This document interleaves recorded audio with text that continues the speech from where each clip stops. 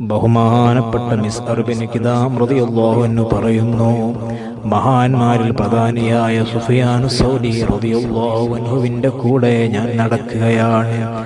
ആ സമയത്തതാ ഒരു ഫഖീറായ ദരിദ്രനായ മനുഷ്യൻ സുഫിയാൻ എന്നവരോട് സഹായം ചോദിച്ചു, വല്ലതും തരണേ.